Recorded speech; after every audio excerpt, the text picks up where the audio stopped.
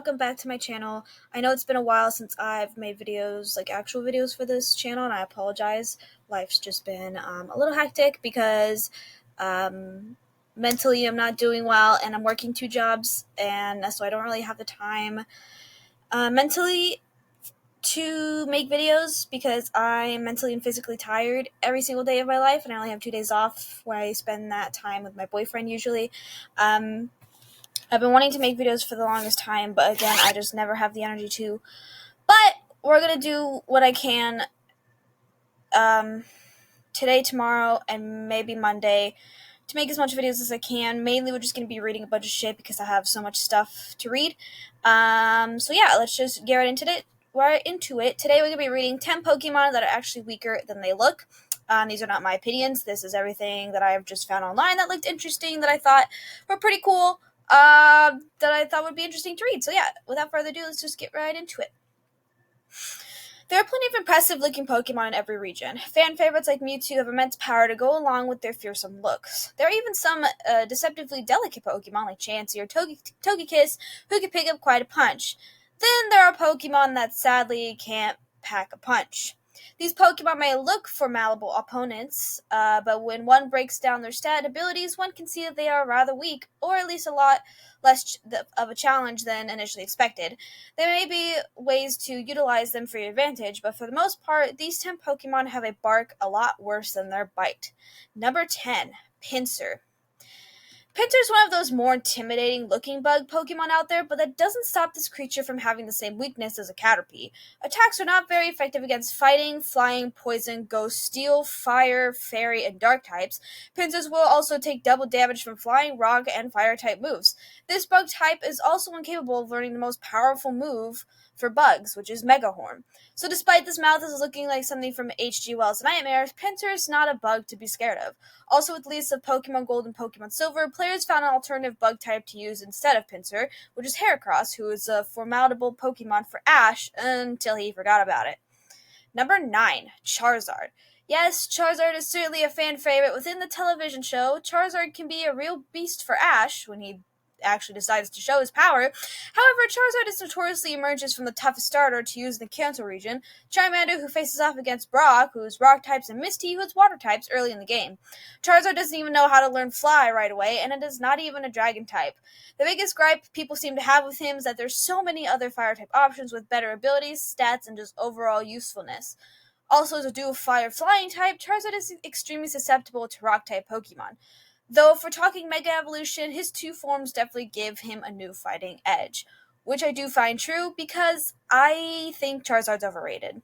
Honestly, I do love his Mega Evolutions, but he's just overrated. What can I say? It's like fucking like Greninja or Infernape, there's just some Pokemon that are just more overrated than others, and his is definitely one of them. Number 8, Baynet. This possessed stuffed toy may look scary, but its intimidation factor is lessened by its many weak points. Despite the marionette having a mega evolution, Bayonet's base stat really leaves a lot to be desired. The attack stat is Bayonet's best base stat, which is only 115, and its base HP, special defense, and speed all start in the 60s. Having low health and likely being unable to attack first due to its speed means Bayonet is likely to go down fast before it can pull off any effective ghost-type moves. Get a Gengar instead. Not only are they more intimidating, but they have the stat to back them up. I don't know, Bayonet, the only reason I like Bayonet is because of his story, that he's an abandoned Pokédoll that hunts children to find who abandoned him. So I don't know, I think it's pretty cool. His Mega Evolution is also pretty fucking creepy, so yeah. Number 7, Slacking. Slacking, the final evolution of Slackoth, has all the markings of a high-tier Pokemon with an impressive set of stats. However, he's much more likely to be curled up sleeping next to Ash's Charizard and Snorlax than busting out any powerful moves. Unfortunately, like a few other Pokemon on this list, Slacking has been tagged with an ability that puts most players off from using him, and for good reason. His ability Taunt stops him from using a move every other turn, so players need to hope his hide is strong enough to take a few hits while he's napping his life away. Honestly, can't say enough that I fucking hate Slackoth and his evolution. It's same with like Nose Pass and Probo Pass and There's just so many other Pokemon that I find completely fucking useless, and those five definitely take the hit. I can't stand how they fucking look, and they just are stupid. Number 6, Savali. It's odd to consider Savali a legendary Pokemon when it's a when this normal type should be swapped out on its base stat alone. The base stat for this synthetic Pokemon are exactly the same across the board, giving it no particular advantage and just making it average at everything. At least it gets speed boost in comparison to its former type Null. I actually haven't used Savali. I think it's pretty interesting, but it's kind of like in the games when you have like the Arceus and you use those Arceus discs that change them to different fucking like different types. I think that's like the same for what Savali and type Null are. So I don't know. Number 5, Fortress. Just the name alone, reminiscent of Fortress, highlights this Pokemon's strongest factor. It has a tough defense to crack. However, besides the impressive defense, which does not extend to its special defense, and the benefits of using its rapid spin attack and setting up spikes with its competitively, Fortress has very little else going on. Other than its defense, the rest of Fortress' stats, especially its speed, leave this Pokemon vulnerable in many situations. All it will take is a fire type to set this Pokemon ablaze. They can be taken down a lot more easily than one would expect. Number 4, Golisopod. Golisopod is a hulking bug and water type who looks formidable. However, just like Slacking, he has a frustrating ability. Emergency Exit forces Golisopod to run away during wild battles or to switch to another Pokemon in trainer battles when it drops below half health. This can create many problems, especially during competitive play when a trainer finds himself with a perfect matchup against Golisopod, only to find the creature running away and bringing out a fatal competitor instead. I think Golisopod is a pretty fucking weird ass Pokemon, especially it's also because you have it from Wimpod. Wimpod, especially when you try to like Wimpod's one of those Pokemon where you try to approach it, it's like Bonsai, and Sudowoodo. You try to run up to it and it'll fucking freak out and run away. So of course its fucking evolution would have the same fucking ability because it's like, yeah, why would it be any different? Number 3, Regigigas. His colossal size and his status as legendary may make you think Regigigas is a powerhouse of a Pokemon. Even its great stats would help convince you of his importance. However, Regigigas has a fatal flaw, and its name is Slow Start. Regigigas is cursed with the ability of Slow Start. This ability has a legendary attack and speed for 5 turns, giving your opponent plenty of time to finish Regigigas off before it becomes a useful Pokemon. Maybe that's why he's like one of the most easiest like legendaries to catch, is because of that.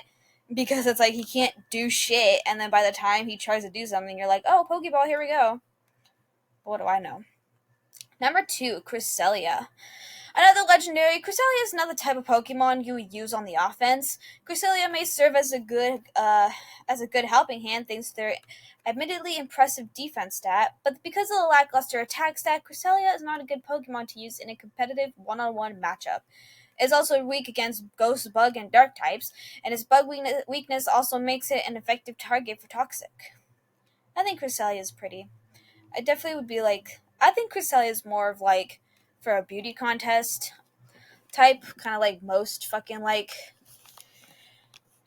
legendary or fairy types. I think most of them are more better set for like beauty contests than Pokemon battles, which is why I'm glad they have like that option in Pokemon, like for like contests and stuff. I think it's pretty interesting that you can, depending on like who you are and like what your team is and like what, say if you were a contest coordinator or whatever, I still think it's pretty cool, and it's a cool thing. Sorry, just ranting. Okay, number 1, Tyrantrum. Tyrantrum may have been better off staying as a fossil. As a rock dragon type, Tyrantrum looks like a powerful dinosaur ready to swallow you whole. However, the low special defense stat leaves this prehistoric beast highly susceptible to special attacks, which are not helpful by their rather slow speed. Because of this dual type, Tyrantrum is especially weak against ground, fighting, dragon, and fairy types. That is the end for this one. Let me know what your comments are about this list. I wouldn't know much about weak Pokemon because I'll admit I'm not the greatest when it comes to base stats or stats in general. That would be my older brother. I get using like non-attack moves and or non-physical moves and physical moves. Like I understand that, but shit about like defense, special defense, like I'm not the greatest with it, and knowing what types are effective against and what types are not, I'm still like barely good on. So I'm not that great at it. Shocker. But let me know what you think down in the comments. And yeah, that's basically it. I love you guys, and I will see you later.